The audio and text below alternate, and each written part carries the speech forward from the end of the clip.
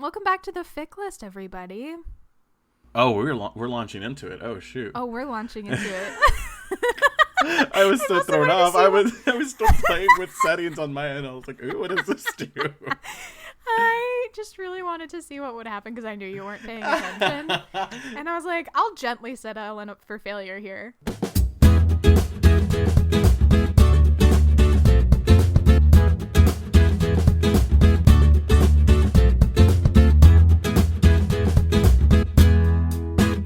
That's a good metaphor for what usually happens. They're like, oh, it's happening. Here we go. It's like, oh, okay. I don't like you. I know. I love you too. It's fine. I'm in a bit of a mood today. Yeah, Erin, why? Yeah, I just haven't seen anybody in a while, so it's like I've forgotten how to human.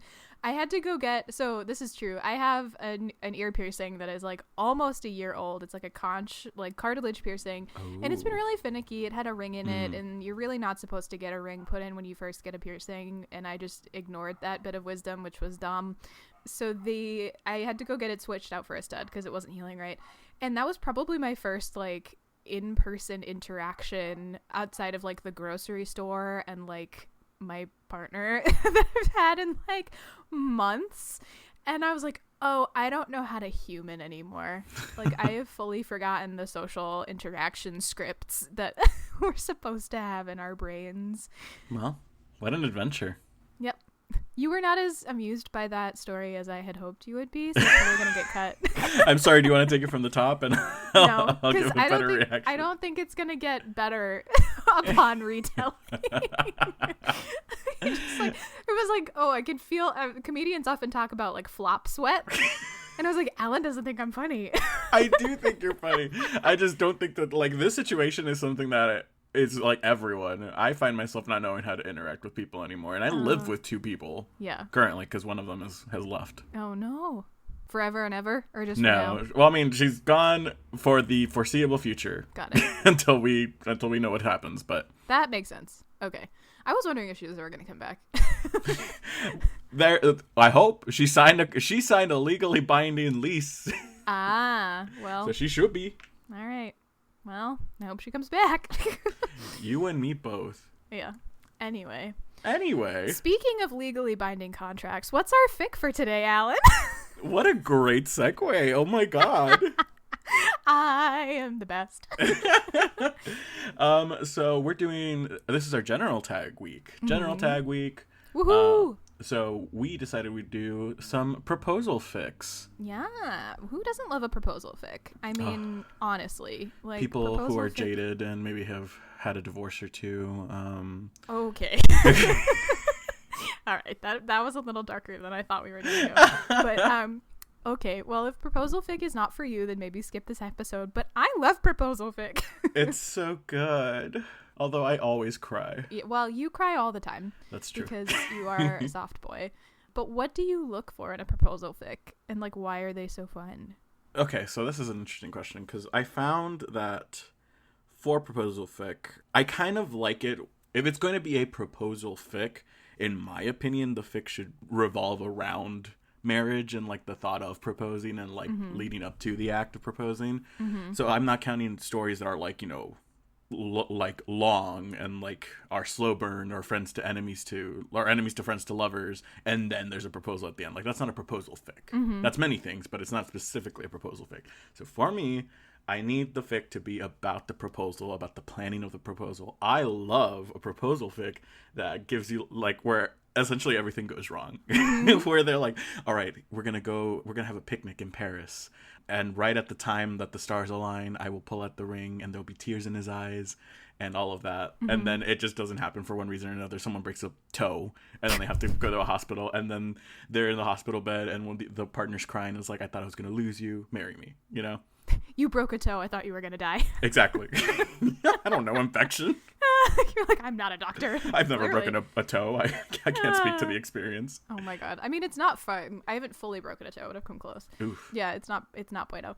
That's hilarious. I also love a good surprise proposal fic. I love fics that you don't know are proposal fics until it happens. Oh, I don't know that I've come across those. The best example of this, I couldn't send it to you because our next episode was one that I just like had to give you a magician's fic for, otherwise I was gonna like die.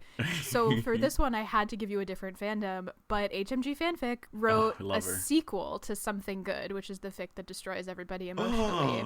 Oh my god. It's them like many years later traveling through the countryside in Europe. I remember when we did the episode, I started reading it and I got like, she was like 3 or 4 chapters in. Yeah. I'm gonna ruin it for you then. It's I think okay. I just did. Okay. Well, it's too late now. So you go through this fic and it's like the most incredible, like realistic little slice of life of what this relationship would be like 7 years later. And 3/4 of the way through, Quentin proposes and you realize that this was like a setup to a proposal the entire time, but I had no idea. And it was exactly what you just described, where like everything that could possibly go wrong goes wrong, and they're both really bitchy and like mad at each other, but like in a way of like, you know, somebody that you're super comfortable with, where you're just like, Jesus fuck balls Christ, like I need some space, but like I love you very dearly. I'm just like grouchy because like they're in this like shitty like Airbnb in the middle of like nowhere Europe, and their car breaks down and they have to walk and it's hot and they're really miserable. And Quentin's like, I just really want to marry you. And Elliot's like, that's great, but also it's really fucking hot out. And I cried forever. I think it was one of those few moments in fanfic where I audibly gasped out loud. I'm like, crying right now. I know, you're always crying. It's so rude. That but true. That was that's the kind of proposal fic that I really enjoy, where it's like, I think as opposed to your interpretation where it was like, oh, this is, you know, we're really thinking about this and like being really thoughtful about it. It's like, oh, surprise proposal fic, and you kind of experience the surprise with the person. Yeah, I think that's really literally have never come across that. Yeah, it's rare. It's rare that I experience it, but when I do, it's just like, oh, that's the best. Oh man, wow. I'm feeling emotions. I know. Just thinking about about Something Good, and like, yep. I'm so glad our boys got a good ending. I know, it's so good. Harriet, do you want to be on this podcast? Harriet, please come on this podcast so that I may cry to you for half an hour. Yeah, I know you probably already heard it. So. It'll just be half an hour, Malin going, and Harriet being like, "This is the most awkward experience of my entire life." 0 out of 10 would not come on again. Yeah, I mean, that's fair. But actually, if you want, I'll email you. Anyway. So what do you look for in a proposal fic? What do you like in a proposal fic? I know you've just said that you're surprised. What did I just say to you?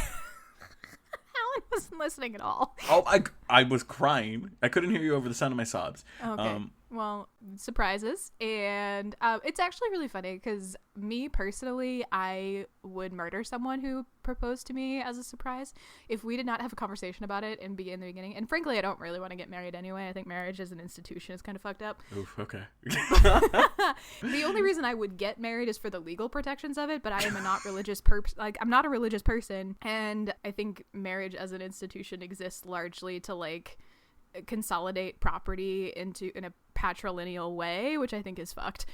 So I'm like, nah, I could kind of do without this. Like, unless we're talking about like being better able to like buy property, I don't really see the point here. Oh my god, we're the best people to talk about marriage, about proposal fic. I know, but I will fight to the death for everybody's right to get married that wants to. Like, that's a thing. Yeah. Just because I personally don't want to get married doesn't mean that I don't understand why it's super important for, like, I don't know, a Supreme Court to maintain the right of all people to get married. Hint, fucking hint. So yeah, anyway, we don't have to go down that road, but oh boy. Yeah, everybody should be able to get married if they want to, but I just don't.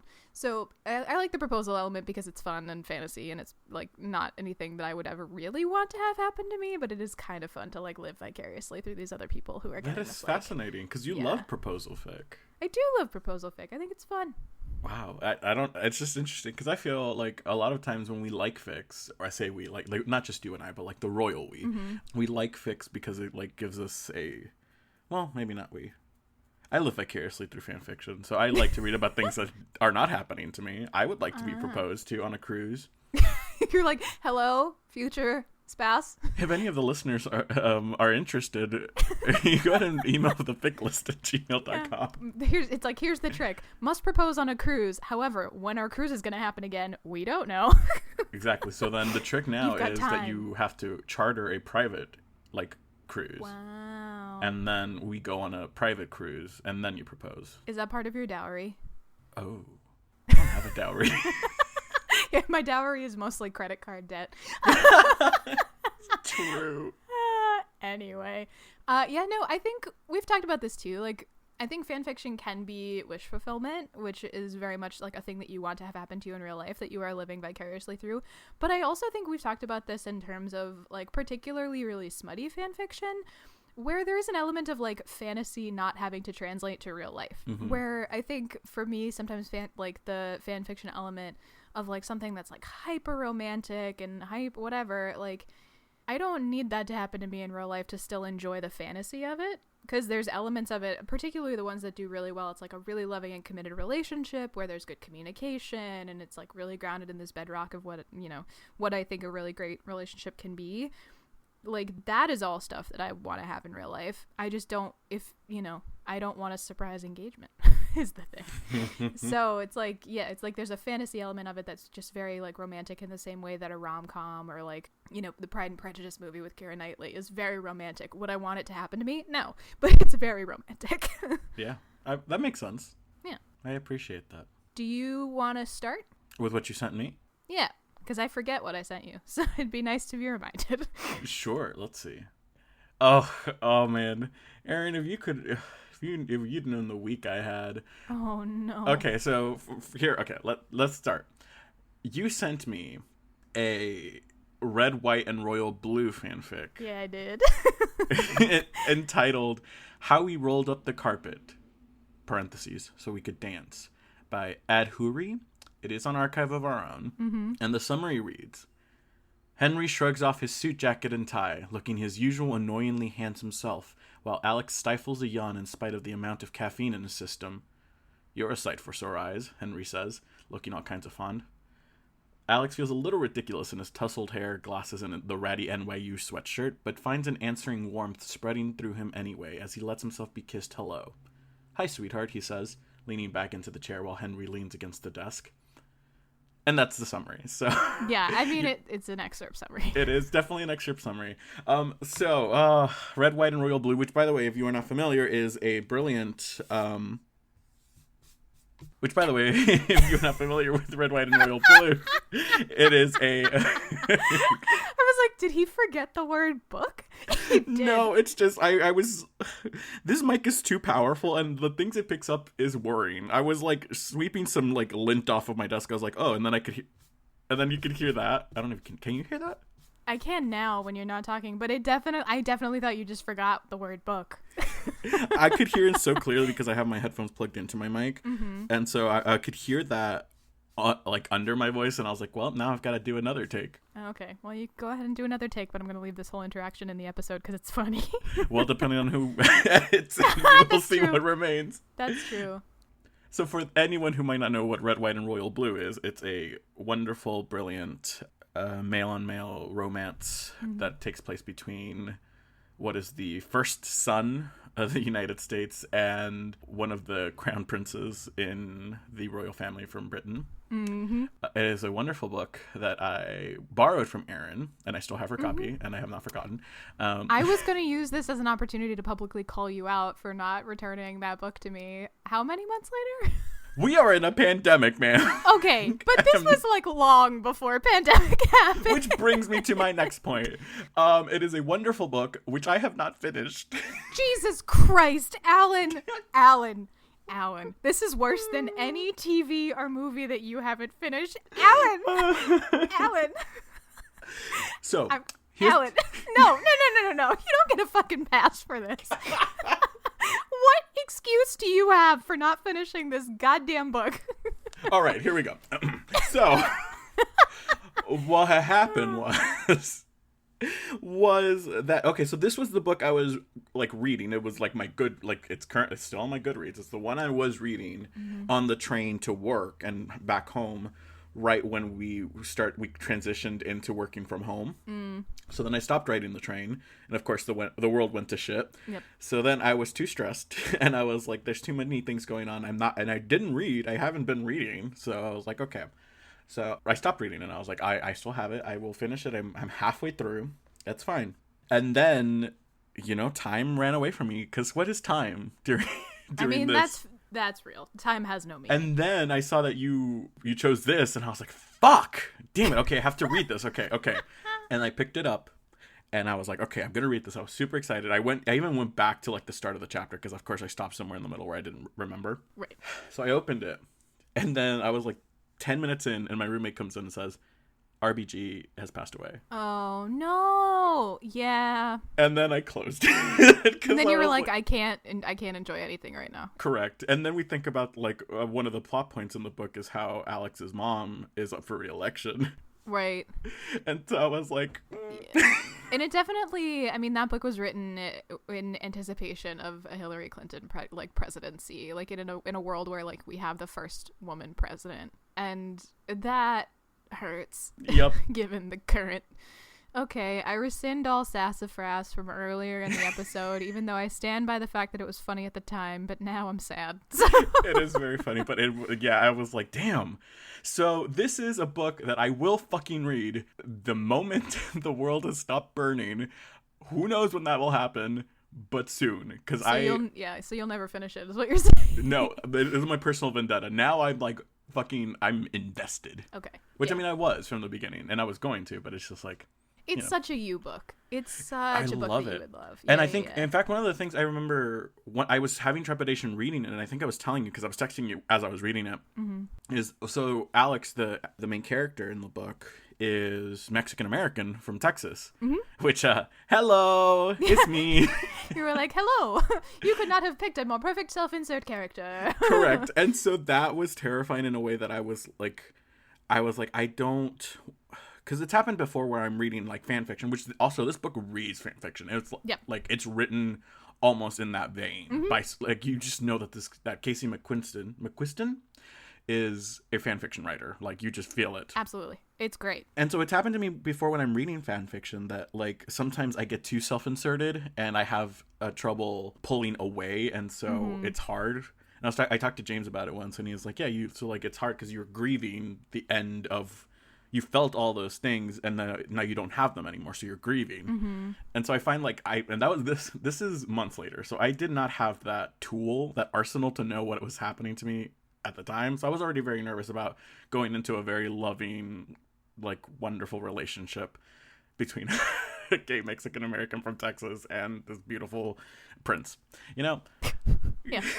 So it was a lot. Yeah. I have a very interesting relationship with this book, and I cannot wait to finish reading it, which I will. But that's not what we're talking about. Well, you deserve a prince, Elan, and therefore, this book is a great placeholder until your prince comes along in real life. I appreciate that. Thank you. Yeah, you're welcome.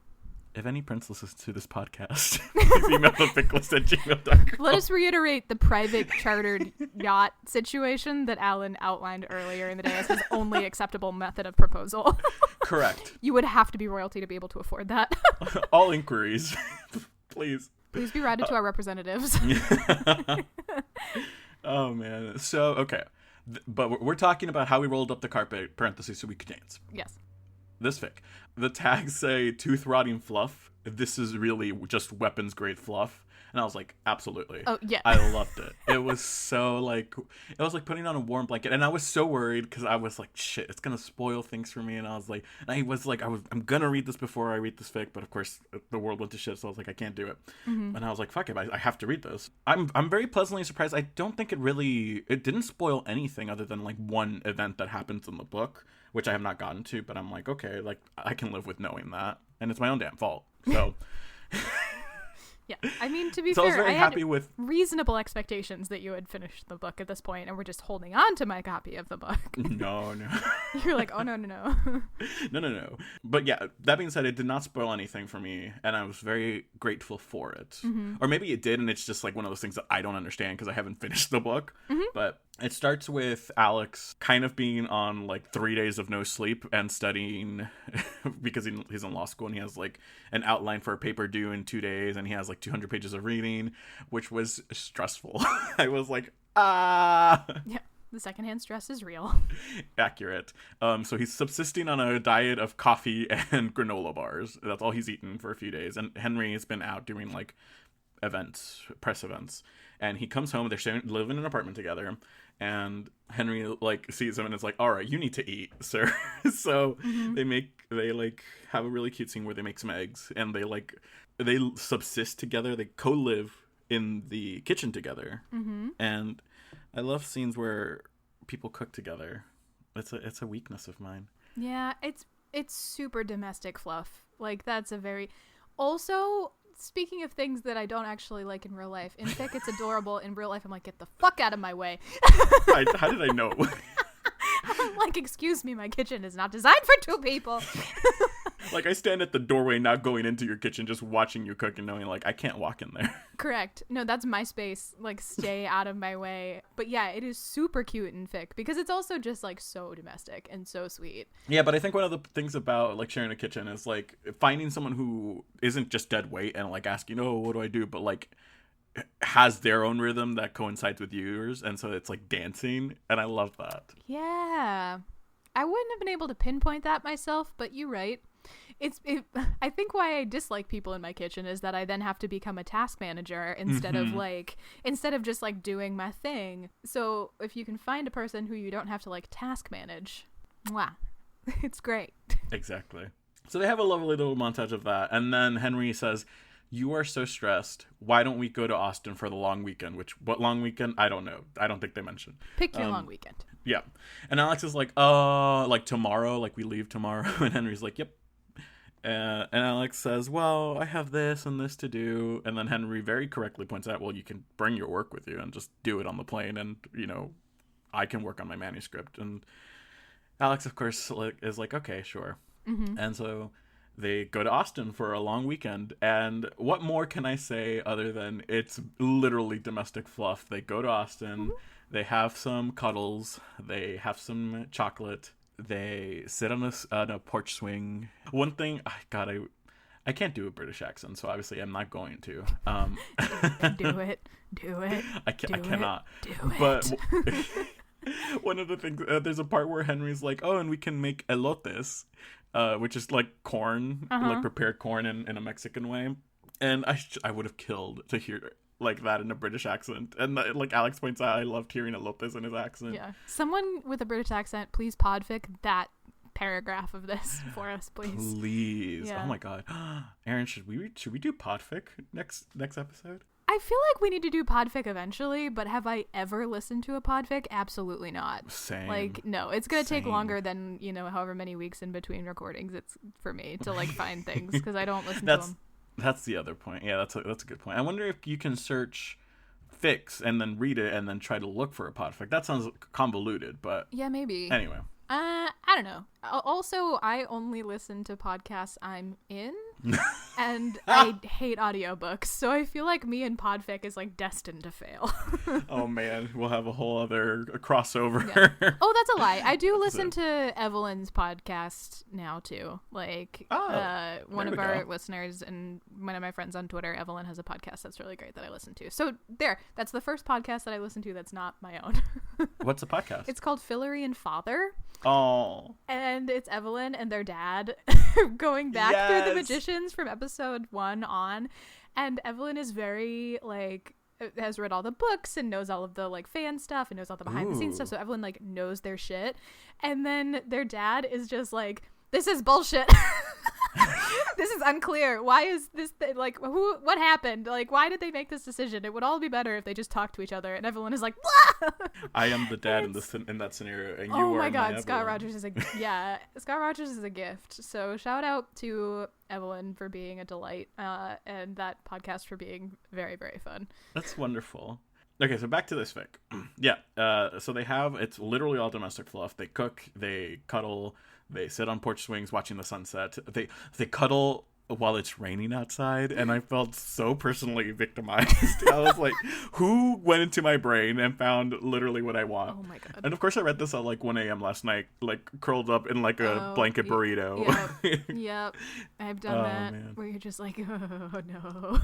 It's so good.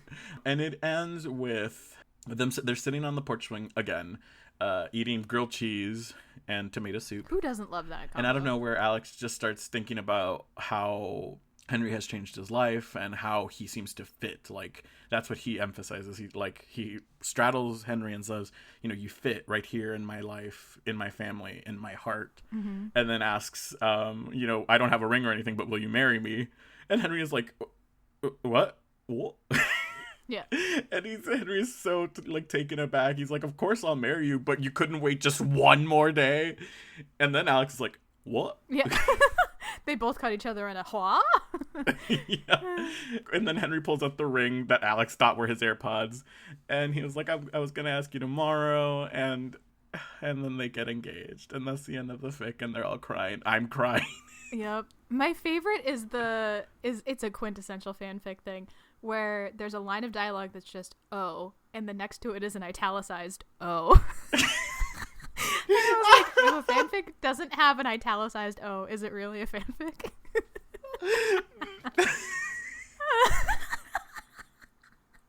That's what gets you?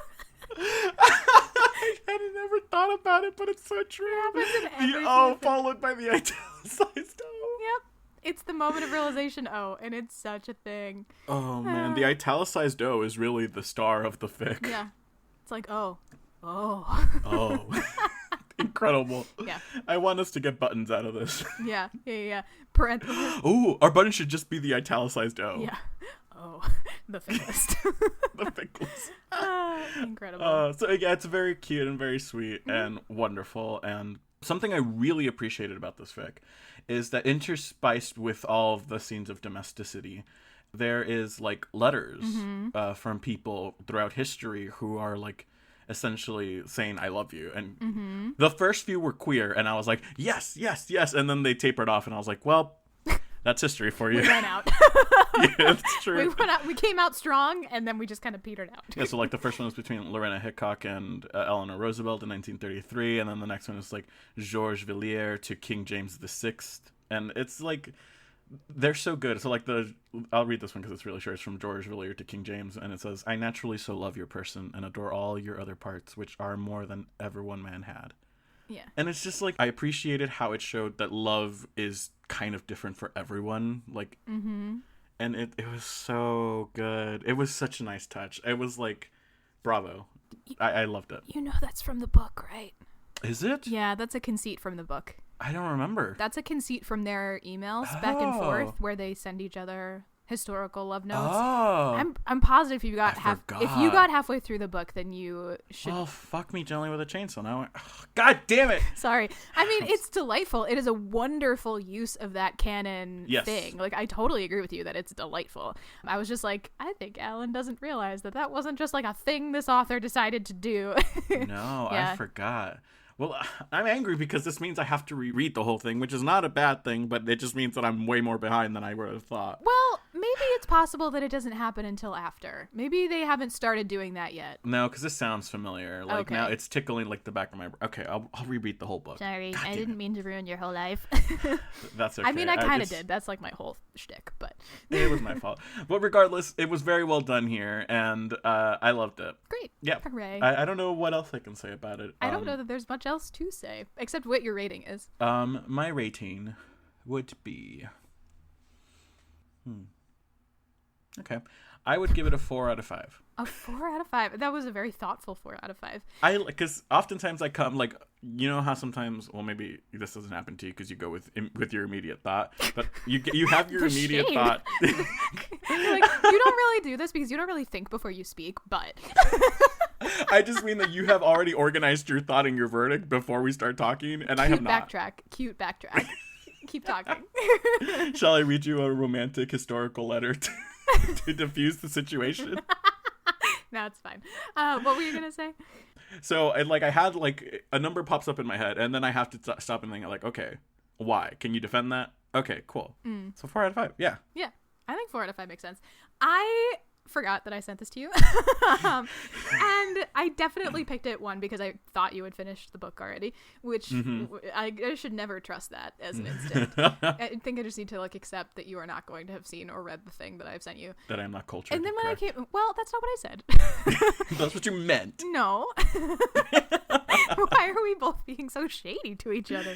It's been so long. I know, it's been a long time. Anyway, when I went back and sort of re-looked at this yesterday, when I was like, what did I send him? I forget. I remember just this being so sweet and so in keeping with the style of the original narrative, which was like, I could see this being the sequel to this book, which is quite a feat, because the original, like, the source material is so good that I was like, okay, this feels like very authentic to what the source of it is. Also, it's just really cute. And like, I also, oh my god, have you watched those videos on YouTube of like one person gets down, usually queer people, one person gets down on their knee and proposes, and the, other person has the ring in their back pocket, and they both propose to each other at the same time. I was like, that usually at Disney. Usually at Disney. Occasionally it's at like a weird fountain or something. True. And I was like, I live when that happens. Like, it is, my little queer heart just goes a pitter patter. So I was like, this is the fic equivalent of that moment. Accurate. So I was like, okay, cool. And I love that shit. So I was like, Alan will like it, and also I'll break his little heart. So it'll be great. Correct on all fronts. Correct on all fronts. Yep. Oh man. Yeah, I did think about those videos. I'm glad you brought that up. Yep. What a, like that is the best answer you could get. Like, yeah. Even like someone saying yes is not as good a feeling as knowing that someone was so, it's such a yes, they were already planning on doing the thing. Right. Not only are they saying yes to you, they had thought about it and come to the same conclusion of wanting to be married independently of you even asking. Presumably, I also think that all people should, like, if you're going to get married, you should have a conversation beforehand about like what you would want, like what that proposal stuff looks like and all that. Oh yeah. But there is something profoundly sweet about that kind of situation where it's like, Agreed. You know, and that they were carrying that around like on their person, ready to pop that question. Like, that's pretty great. Yeah, good job. Yay. Good job, adhoori. I loved it. Perfect. Amazing. Shall I jump into the fic you sent me? Yes, let's do it. Or shall I say the fan fiction I am 89% sure you wrote? Did you write this fan fiction? Why don't we No, you did. You can't. No, I didn't. I swear I didn't. I definitely thought about like stringing you along to see what you said, but then realized that you would just be so critical of this poor person, and I was like, wait, no, never mind. No. Okay, here's the reason I thought this is disappointing. I thought I had sleuthed it. I was sitting here being like, this little gremlin loves wordplay so much that it, like 3 or 4 episodes ago, you were like, I'm gonna send you a fan fiction under a nom de plume, and then it will be what I wrote, and I won't tell you that I did it. And I was like, okay, the author of this fic is nom de plume, this little gremlin. I wish I was that smart. Yeah, you are that smart. That's the problem. Remember the first time you tricked me, and I now refuse to be tricked by you ever? Oh, boy. Oh, damn it. I wanted you to have written this. Man, I was really excited. I thought I figured it out. Sorry, nom _de plume. Yeah. Well, I mean, I did like this fic, so that, I mean, it would have gone fine. So that's the thing. Good. So the Alan that fic didn't write. The fic that Alan didn't write but did send me for this episode is called Proposal. Thank you. By author Nom de Plume, which again would have been the greatest experience if you had actually written this. And it is a Naruto fanfiction, which was also another point in the Alan, did you write this fic favor? Because I know what your fandoms are. So the summary of this fic is: Sakura rolled her eyes. Geez, how romantic. I don't know what Naruto sees in you sometimes. No clue why he wants to marry you at all. Sasuke's retort froze in his throat while Ino hissed out oh, fuck nuggets. Hissed out Sakura's name in anger. Sakura blushed and tried to backpedal, but her agitated state made it clear to Sasuke shit. Nope. Sasuke that she hadn't just made it up. Leaning forward, he motioned for Sakura to shut up and calmly asked, Sakura, thank you, to shut up and calmly asked, what are you talking about? Jesus Christ. I thought it was French you had an issue with. Well, apparently not. I didn't practice, which is my own downfall.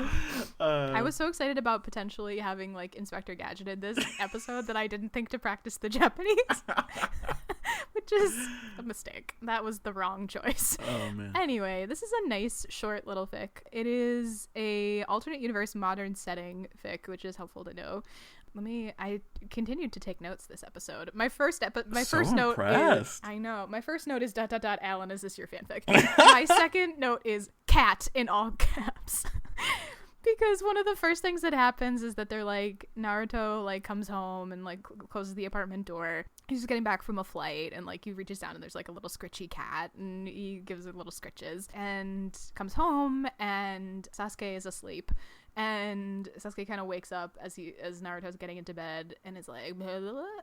And Naruto's like, it's fine, don't worry about it. Go back to sleep. And Naruto sort of like quietly is like, hey, marry me. And Sasuke says no. And that's where the conflict begins, friends.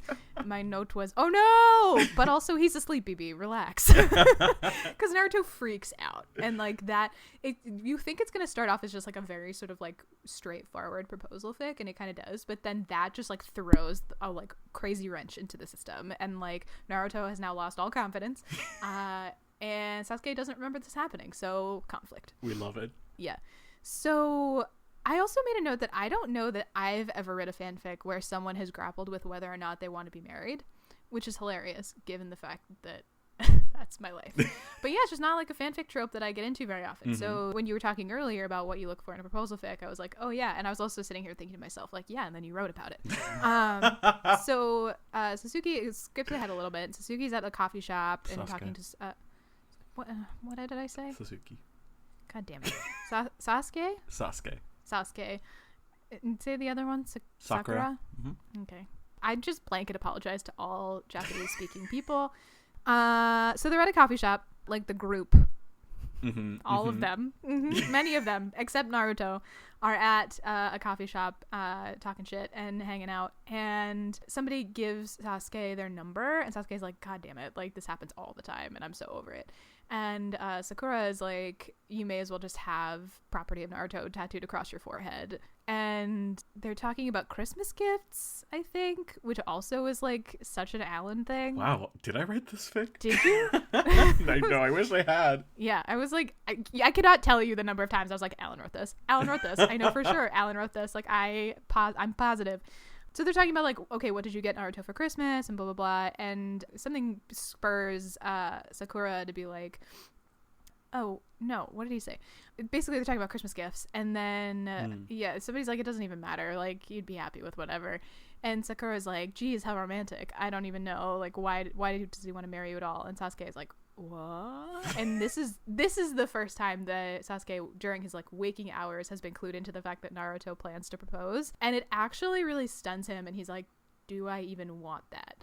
Is that a thing that I want? I never considered it before. He has no idea what he's processing feeling wise. Like, he's like, I love Naruto, but are you ready to be married? Is that a thing that you want? I don't know. So the rest of the fic is Sasuke basically just like constantly being worried that the proposal is about to happen, and then it doesn't happen, and he's just like processing that, and he's like, okay, but do I want this? And so for Christmas, like, oh no, it's a birthday gift from Naruto is like a box, and it's like a whole thing, and all their friends are there, and it's it's also probably worth mentioning that like Christmas is come and gone, and so has like New Year's, Lunar New Year, Valentine's Day, St. Patrick's Day, Easter, all of these holidays have passed by, and Sasuke's like, I thought he was gonna propose. Yeah.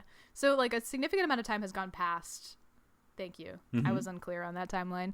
But it gets to Sasuke's birthday, and Naruto hands him a box. And so of course Sasuke's like, this is it.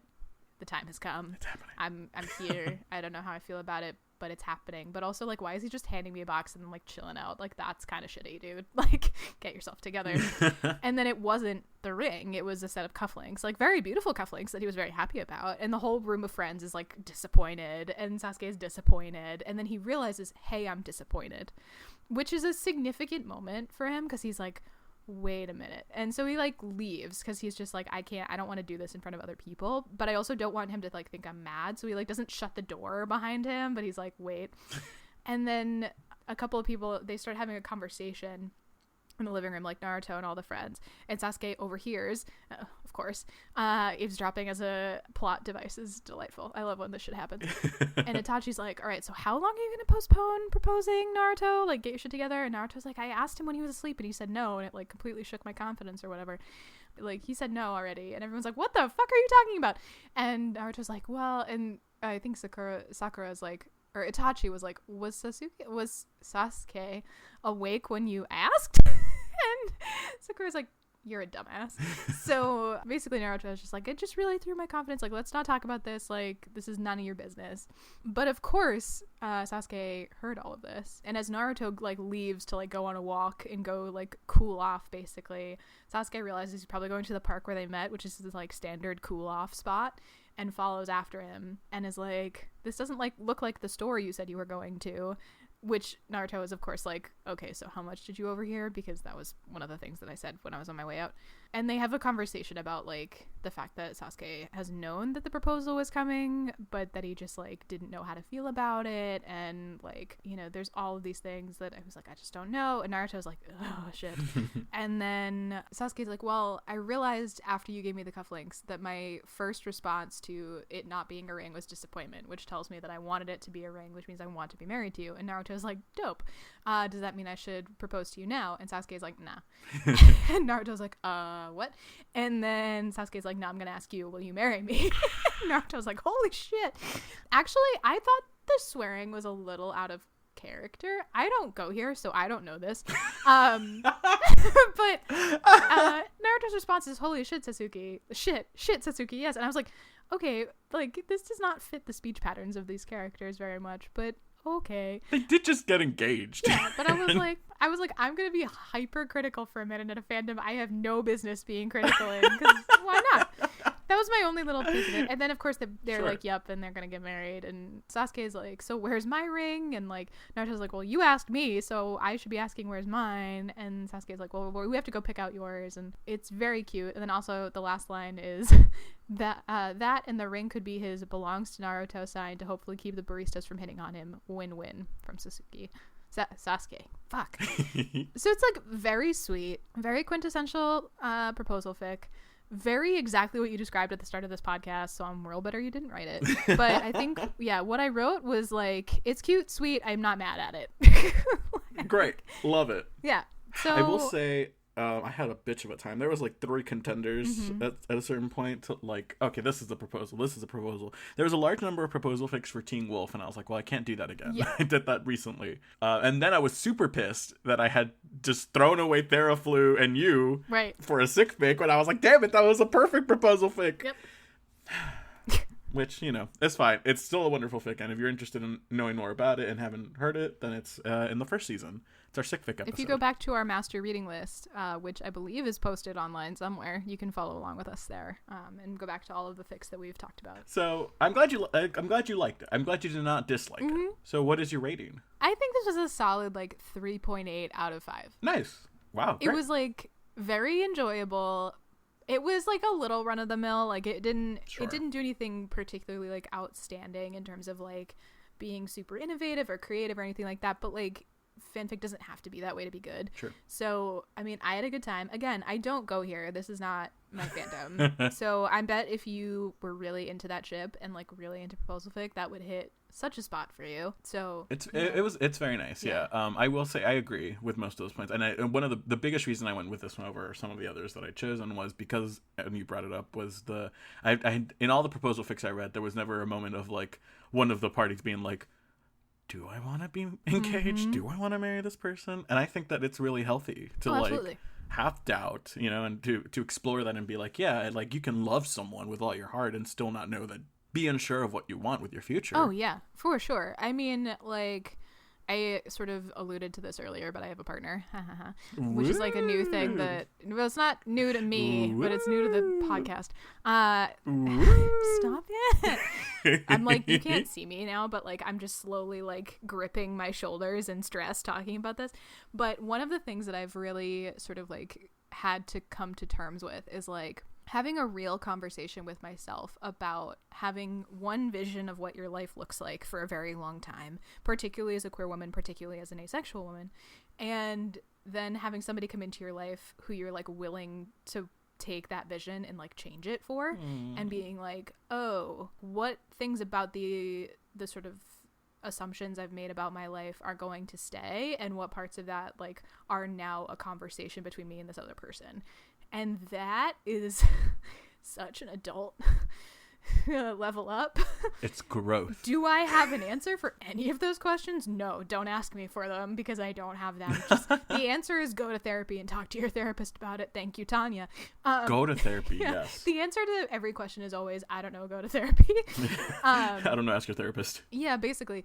But like having those conversations, it's not like the one thing that I'm learning about having a relationship in real life versus sort of just like reading about them in fanfic is that like so much of what makes a relationship work is just having doubts, but then like owning them and being like, okay, well, we have to talk about this. Like we have to figure this out. We have to talk through what we both want and we have to be honest about it. Otherwise, this is not going to work. Like things don't just like magically happen, which is what fanfic would have you believe. So yeah, that's been super fun. So reading this, I was like, rude. And that's all I'll say on that. Also, go to therapy, guys. Go to therapy, yeah. It's really helpful. Find yourself a James or a Tanya. And we love James and Tanya. We do. Honest to God, we do. Because without her, I mean, honestly, without her, I'd be in a much worse off mental state than I am now. Same. So, anyway. Well, this was fun. Yeah. Like, how do I get the fuck out of this conversation? I showed vulnerability for 2 minutes and I hated it. Anyway. Oh, accurate. Yep. That's Proposal Fic. That was a very successful episode of Proposal Fic, I think. Very successful. I loved it. Very short little episode. Very, like... Very fluffy. Yeah. And thank God, because that's what I needed. Yeah, no, for sure. I cannot deal with any angst. Yeah, I don't know that, like, to be perfectly honest with you, I haven't really been reading a lot of fanfic right now because I just can't take it. Like, I can't... Yeah. It's not the thing that's bringing me comfort right now. The only thing that's bringing me comfort is, like, getting away from my computer and doing things like I've been cleaning my apartment. I've been making a lot of stuff with my sewing machine and like making clothes. I've been decorating the shit out of my apartment for Halloween. Yes. Because it is almost Pride 2 Electric Spookaloo, and by almost I mean I started decorating for Halloween in August. Oh my God. Because I was just like, fuck it, everything is terrible, I may as well get a pumpkin. Oh sure, but I want to start celebrating Christmas in November, and suddenly like, no, don't skip Thanksgiving. Well, Alan, I didn't ask you. Also, that was pre-pandemic. I decided that Halloween is from September 1st until Thanksgiving Day this year. For me, Christmas starts November 1st. That's fine. This year it's fine. I give you a pass now. We'll see where we are next year. Yeah, we will reconvene in like July of 2021 to see how we feel about Christmas then. But yeah, I was like, you know what? Fanfic is not the thing that's bringing me joy right now. It's just not. So like this was a kind of nice... I don't think I could have taken anything more Agreed. more difficult right this second to read. So thank you for being gentle. Yeah, thank you. Well, thank past us for choosing such a gentle tag. So good. Yeah. And that's the end of the episode, friends. It is. I do think, Erin, I don't know, have we mentioned it on social media? I'm not good about looking at Twitter. Yeah, I know, because I'm the only one that runs it. It's fine. It's true. But you're the more personable one of us. Yeah, cute. Mm-hmm. Have we mentioned that AwesomeCon has unfortunately been canceled for us? Oh, yeah. At least. Yeah. So I think I posted about this on Twitter, but just to like reaffirm that y'all know this, we were originally supposed to be panelists at AwesomeCon DC this year, which was going to be dope, and for very, very good reasons, they have decided not to move forward with the con this year, which means we are hoping to go back for AwesomeCon 2021, should that be a thing. Again, don't have high hopes on that, but should it happen, we will try to be there. We will do our damnedest. So unfortunately, AwesomeCon not happening, but we did have an idea, and I might put a like Twitter poll out in the world to see what y'all think about this. Yeah. We were thinking that around the time of what AwesomeCon should have been, so in December, we might do some kind of like live Q&A, live event, something to like engage with y'all the way that we had anticipated being able to engage in person, but like through the internet. So if that's something you're interested in, keep an eye out on our social media. I'll probably put a post out like, do you want us to do an Instagram live thing? Do you want us to do like, I don't know, I think that's the only idea we had. Maybe between the recording of this episode and the posting of that social media thing, I will have come up with a second idea, but I doubt it. So would you be interested in that is a question. And then also, yeah, like an online event where you can chat. Yeah. And if so, like what form would that take? Like, do you want to ask us questions? Do you want to just like have like a Zoom meeting? Like, do we want to do a Zoom hangout? There we go. I had a second idea. There it is. Excellent. Do we want to do like a Zoom hangout? Like, is that a thing that we want to do? So we wanted to find a way to connect with you guys since we can't do that this year, which is a bummer. So keep an eye out on social media for that, because I still think that would be a really cute and good idea, and I think we should do I it. agree. We just don't want it to just be us in an empty Zoom hangout. Accurate. So let us know your thoughts, and it'll be shortly. It'll probably be around the time when we finish this season 2, right? Yeah, just about. I mean, I think we usually go through the end of December in terms of episodes, but it'll be after we're done recording, probably. True. Maybe we'll get a sneak peek. Maybe. Ooh, that's a good idea. Speaking of sneak peeks, like, if we did a Patreon, would y'all do a Patreon? Is that a thing? It's not like I have the episodes ready any sooner than they get posted, but It's true. But like, if we did a Patreon, would you guys give us like $2? So we could just keep doing this, because that'd be nice. We'd appreciate it. Yeah. Maybe I could get my shit together enough to edit things in time for sneak peeks and things. You know what? I bet if you had $2. Yeah, if you gave me $2, I'd do it, because I'd feel really obligated to like get my shit together and do it. So there's a thought. So those are the 2 questions we have for you. Is 1, do you want to do like a live Q&A thing? 2, if we did a Patreon, would you subscribe to it? Mm-hmm. The first question is more real than the Patreon question. But both are fair questions. Both are fair questions. My third question is, can we get Hale Appleman on this show? Hale Appleman, if we gave you $2, would you come on our podcast? Oh my God, Erin, have we mentioned that? Well, again, if you're on Twitter, you know, but like Hale Appleman interacted with the Fic List. Oh my God. Okay, so I don't know if this is appropriate for this podcast, like to actually speculate like wildly like this, but I'm gonna do it anyway. So I am thirsty, and I decided to just like shoot my shot, and was like, okay, there's this one account that we follow. It's called, like, I think it's Podchaser. And they posted a question that was like, if you found out that any celebrity like listened to your podcast, and like, who would make you freak out the most? So who do you think I tagged? Like, what do you think happened in this situation? You tagged Chris Evans. I did tag Chris Evans.